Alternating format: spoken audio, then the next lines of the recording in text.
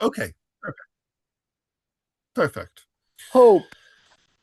Hope. Well, um, I'm conscious at this moment when we talk of hope about an uncertain and dangerous future that we're still people with an experience of one of the most prosperous, the Mm. most safest times in human history. Um, so that our experience when we talk about hope is an imaginary for most of us that we've Mhm. never experienced. It comes from a place of comfort and it's relative to that. However, there are two things I know is that in a time of real crisis and fear, one way of finding hope, well, one way of finding hope is to respond, is to Mhm. find agency, is to find, you know, rather than being covered in it, one finds agency. And one does that through two ways. One does it through with other people, Mhm. because we are all ignorant, we need each other. And part of our security is that we can contribute something. We are needed as much as we need. Yes.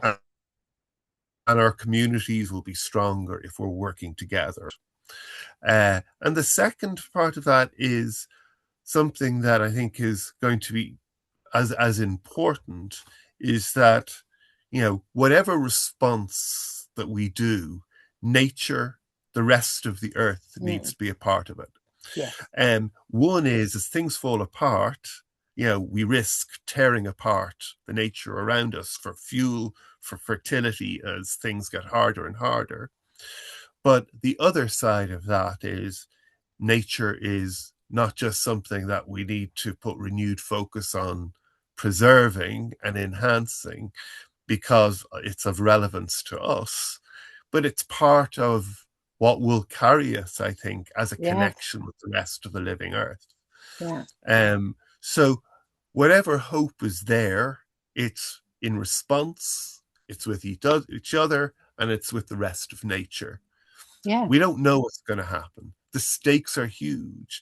Many things might fall apart in our hands, but at Yeah. least when some people look back who's ever left here 100 years from now, Mhm. you kind of feel, well, let's give them a good story to tell. Yeah. Let's say, well, you know, when it all started to fall apart, Mhm. we did our best. you Exactly. know we carried it, we carried ourselves, each other, Yeah. and the rest of the natural world Yeah. as best we could. And in the end, it wasn't the goal that's important, it's that we made the journey Yeah. worthwhile with some wisdom, with some Yeah. foresight. um and what I more? know. We had it's a great way to end the conversation. It's we had to learn how to be a good ancestor and how to realign because we and many generations have gone off the path. So Mm, for me as a Buddhist, my faith is really carrying me because I feel really still very hopeful and very optimistic. I mean, praying for world peace, something that we mhm, should all be doing. And it's enjoyable to think that we can make even a small contribution to a better adaptation and making sure,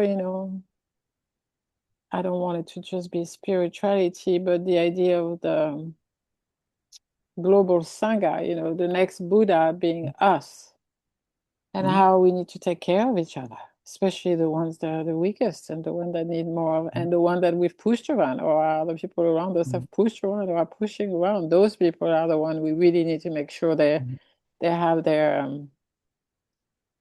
thing to swim, the hot water or the mhm, oxygen mask. But thank you so much. I'm so jealous that I'm not going to be in person in Budapest because then I won't get to do your practice, but hopefully I hear from it. And if anything changed, I get on the plane and come. I've never been to Budapest. So enjoy your time. It was very nice to meet you, and David. you And too, please you too, stay in touch. Emmanuel. Stay in touch. And I You love your country.